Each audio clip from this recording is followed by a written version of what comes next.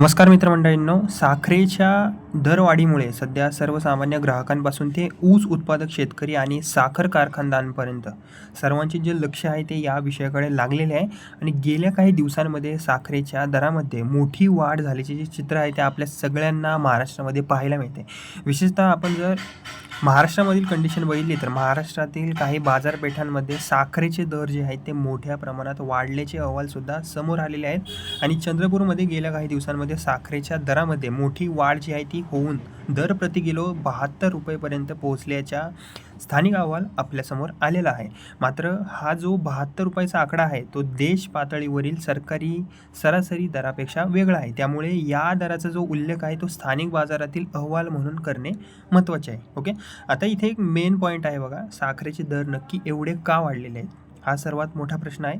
आता साखर अचानक इतकी महाग का झाली, तर यामागचे एकच कारण नाही आहे तर अनेक कारणे असल्याचे समोरसुद्धा आलेले आहे. आणि यामध्ये साखरेचे अपेक्षेपेक्षा कमी उत्पादन, तसेच हवामानाचा परिणाम आणि सणासुदीमुळे वाढणारी मागणी, तसेच जागतिक बाजारातील परिस्थिती आणि काही ठिकाणी साखरेची साठेबाजी यांसारख्या कारणांचा यामध्ये समावेश आहे. आता जर आपण पहिल्या कारणाकडे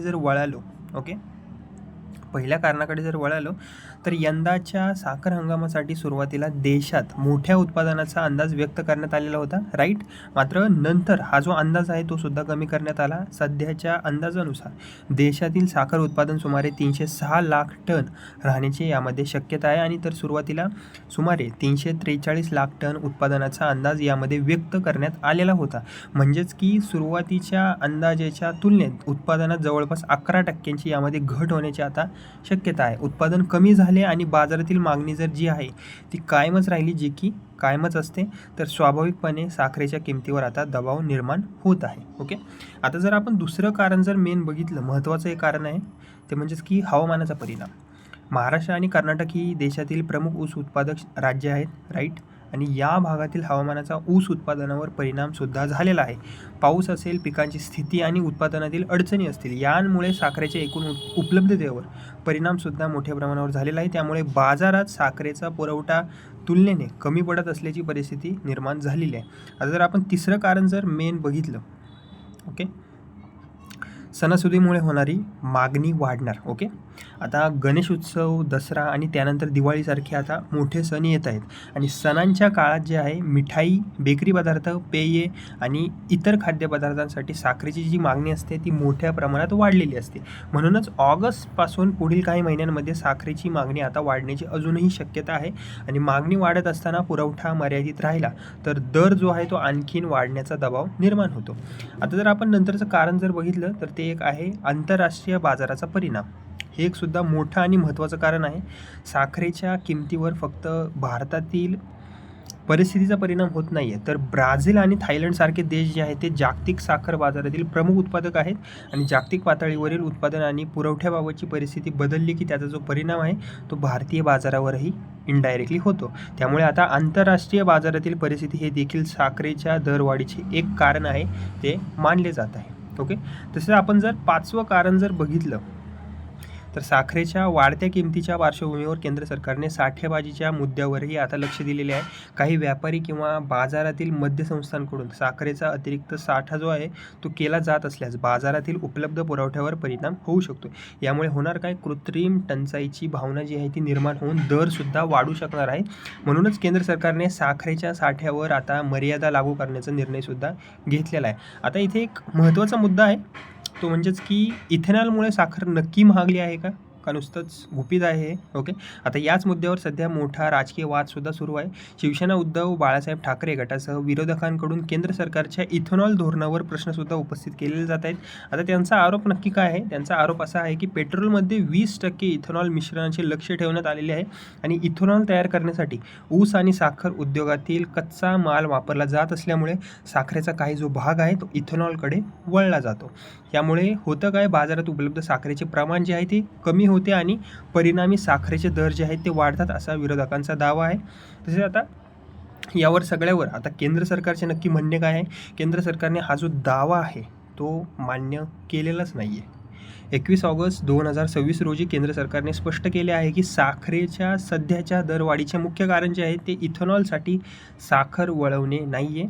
सरकारने आकडेवारी देत आपली भूमिकासुद्धा स्पष्ट केलेली आहे. सरकारच्या म्हणण्यानुसार 2022-23मध्ये इथेनॉलसाठी वापरल्या जाणाऱ्या साखरेचा हिस्सा जो आहे तो सुमारे 12% होता, तर 2025-26मध्ये हा जो हिस्सा आहे तो सुमारे 9% कमी झालेला आहे. म्हणजेच की सरकारच्या आकडेवारीनुसार इथेनॉलसाठी वापरल्या जाणाऱ्या साखरेचा हिस्सा जो आहे तो वाढलेला नसून उलट खूप प्रमाणात कमी झालेला आहे. ओके, आता इथे जर आपण एक मेन पॉईंट बघितला तर इथेनॉल तयार करण्यासाठी आता धान्याचाही मोठा वापर होत आहे का? आता यावर जर सांगायचं झालं तर केंद्र सरकारने आणखीन एक महत्त्वाचा मुद्दा यामध्ये मांडलेला आहे.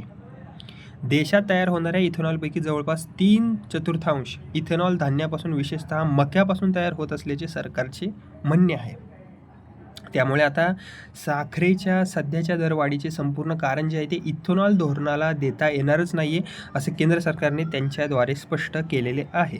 मग सरकारने आता साखरेचे दर नियंत्रणात आणण्यासाठी नक्की केलं काय, यावर जर आपण बघितलं, ओके, यावर जर आपण नीट बघितलं तर आता साखरेच्या वाढत्या दराच्या पार्श्वभूमीवर केंद्र सरकारने काही महत्त्वाचे निर्णय सुद्धा घेतलेले आहेत. आता जर आपण पहिला निर्णय जर बघितला, ओके, यामध्ये जर आपण बघितलं तर आता साखर आयातीला परवानगी दिलेली आहे. देशांतर्गत बाजारात साखरेचा पुरवठा वाढवण्यासाठी 10 लाख टन कच्ची साखर आयात करण्यास आता परवानगीसुद्धा देण्यात आलेली आहे. यामुळे बाजारात अतिरिक्त साखर उपलब्ध होईल आणि दरावारांचा दबाव जो आहे तो कमी करण्याचा सरकारचा हा प्रयत्न जो आहे तो राहणार आहे.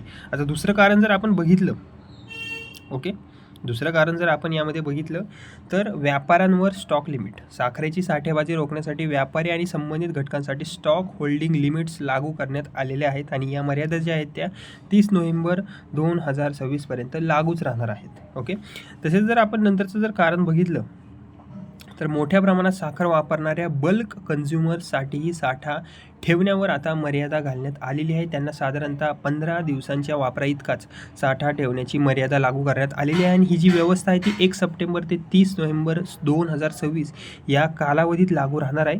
तसेच जर आपण इथे एक मोठा प्रश्न जर आपण बघितला, ओके, तर आता साखरेचे दर जे आहे ते पुढे नक्की कमी होतील का? तर आता हा सर्वात महत्त्वाचा प्रश्न आहे. ओके, साखरेचे जे दर आहे ते नक्की पुढे जाऊन कमी होतील का? तर हा सर्वात महत्त्वाचा प्रश्न आहे. आता याकडे जर बघितलं तर सरकारने साखरेचा पुरवठा वाढवण्यासाठी आता आयातीला सुद्धा परवानगी दिलेली आहे, जेणेकरून नक्कीच आपल्याला ग्राहकांना फायदा होणार आहे. ओके, सर्वसामान्य नागरिकांना याचा फायदा होणार आहे.